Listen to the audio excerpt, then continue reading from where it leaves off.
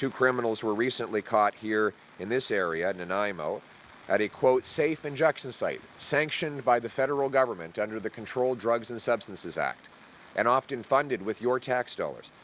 There, these offenders were caught at the site by officers. They were caught with 245 grams of suspected methamphetamines, 230 grams of suspected cocaine, 45 grams of fentanyl. Another investigation led officers to find 640 grams of meth, 280 grams of cocaine, and 190 of fentanyl. They also seized 3 illegal firearms. Sadly, these stories are now all too common after the Liberals weakened our laws and allowed drugs in our streets. And because Liberals have stacked these laws one on top of the other, the problem compounds.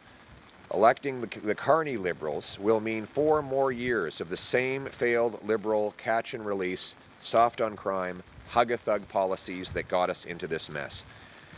4 more years of the Liberals after the lost decade will mean more crime, more chaos, more death, more destruction.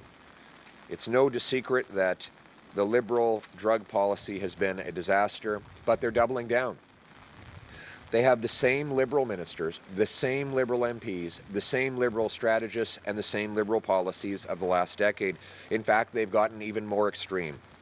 Now, the Liberals have brought on Gregor Robertson, the radical former mayor of Vancouver, who's known for running dangerous experiments like drug liberalization and so-called safe supply that flooded the streets.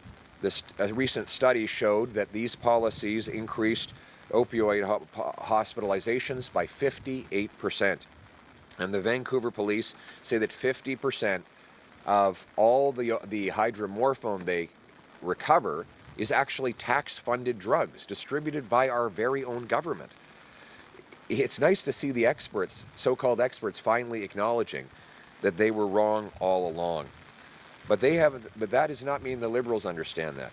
Gregor Robertson was one of the most radical zealots promoting free drugs in our communities, safe injection sites on every street corner, without consultation and regardless of whether people opposed. The courageous Chinese community in Richmond was forced again and again to stand up against these policies, and now everybody is speaking up. But Mark Carney won't solve the problem that his party caused.